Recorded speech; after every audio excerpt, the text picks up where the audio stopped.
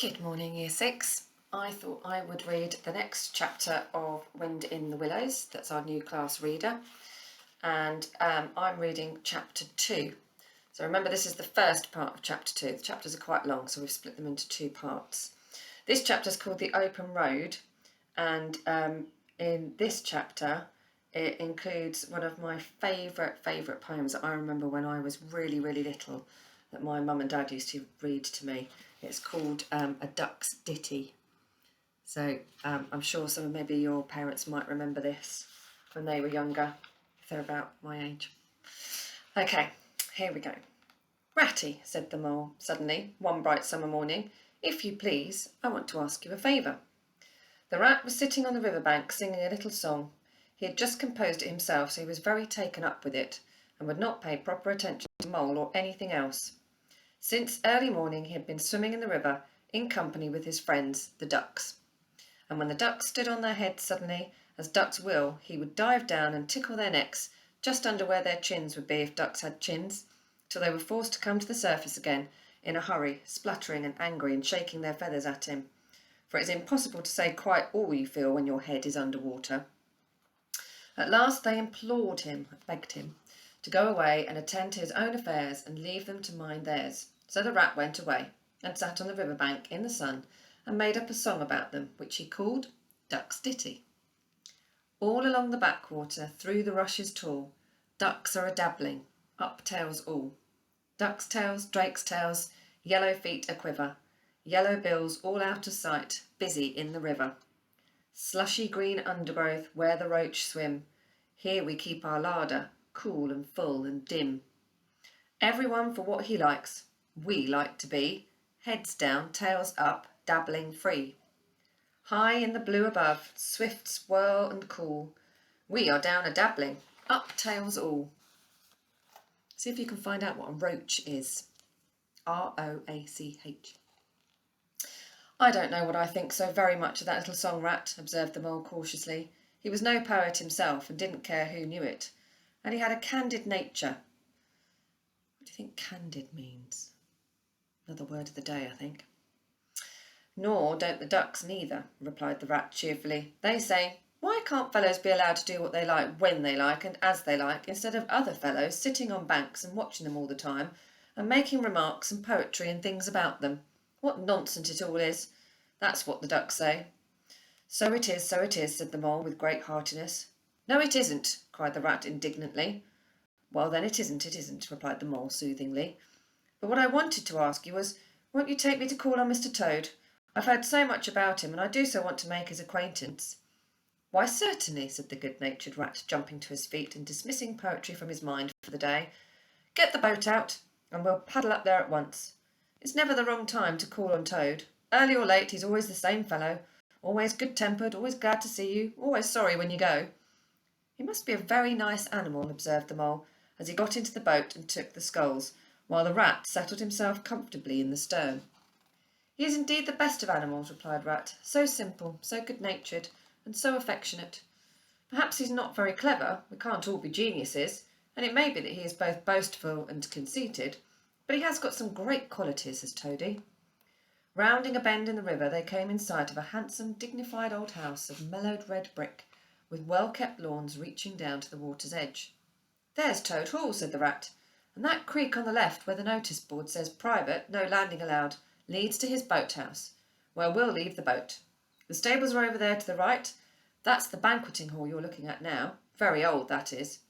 Toad is rather rich, you know, and this is really one of the nicest houses in these parts, though we never admit as much to Toad. They glided up the creek, and the mole shipped his sculls as they passed into the shadow of a large boathouse. Here they saw many handsome boats slung from the crossbeams or hauled up on a slip, but none in the water, and the place had an unused and a deserted air. The rat looked around him. I understand, said he. Boating is played out. He's tired of it and done with it. I wonder what new fad he has taken up now. Come along, and let's look him up. We shall hear all about it quite soon enough.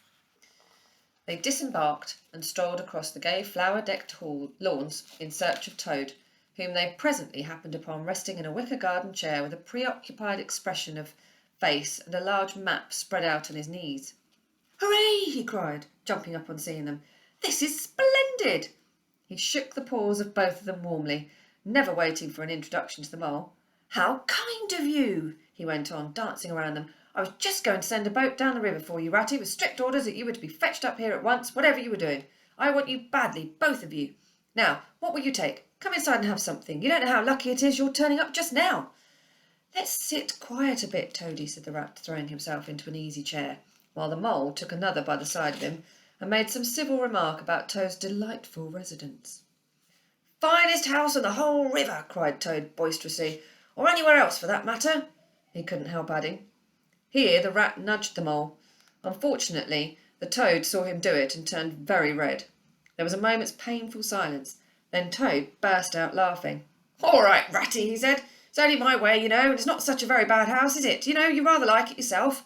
Now, look here, let's be sensible. You are the very animals I wanted. You've got to help me. It's most important." "It's about your rowing, I suppose," said the rat with an innocent air. "You're getting on fairly well, though you splash a good bit still. With a great deal of patience and any quantity of coaching, you may—" "Oh, pooh boating," interrupted the Toad in great disgust. "Silly boyish amusement. I've given that up long ago.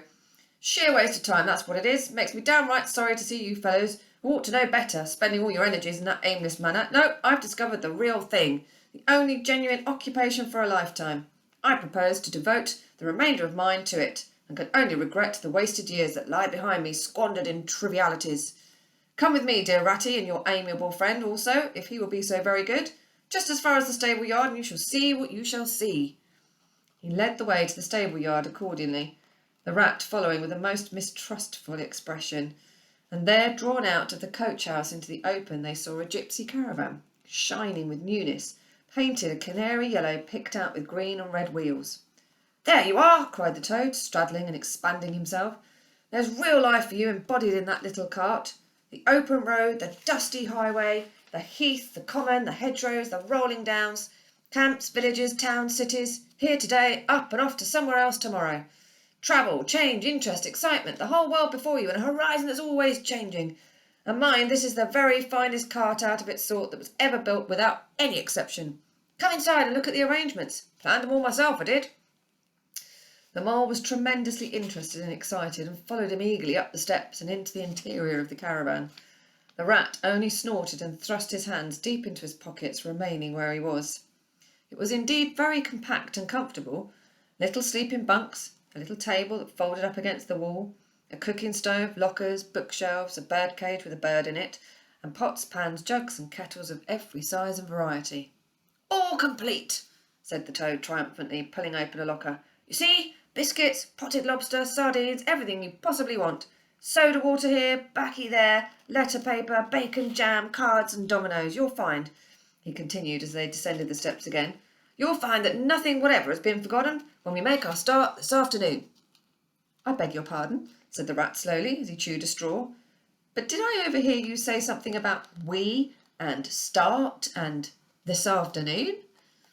"Now, you dear old good Ratty," said Roll imploringly, "don't begin talking in that stiff and sniffy sort of way, because you know you've got to come. I can't possibly manage without you, so please consider it settled and don't argue. It's the one thing I can't stand. You surely don't mean to stick to your dusty old river all your life and just live in a hole in a bank and boat? I want to show you the world. I'm going to make an animal of you, my boy." "I don't care," said the rat doggedly. "I'm not coming, and that's flat. And I am going to stick to my old river and live in a hole and boat, as I've always done. And what's more, Mole's going to stick to me and do as I do. Aren't you, Mole?" "Of course I am," said the mole loyally. "I'll always stick to you, Rat, and what you say is to be. Has got to be. All the same, it sounds as if it might be, well, rather fun, you know," he added wistfully. Poor Mole. The life adventurous was so new a thing to him and so thrilling, this fresh aspect of it was so tempting, and he had fallen in love at first sight with the canary-coloured cart and all its little fitments. The rat saw what was passing in his mind and wavered. He hated disappointing people, and he was fond of the mole, and would do almost anything to oblige him. Toad was watching both of them closely. So will they go on an adventure in the gypsy caravan, the little yellow cart, together, or will Rat stand firm and stick to his river and his boat? So you'll have to tune in tomorrow for the next part of chapter 2. Okay, see you soon. Bye.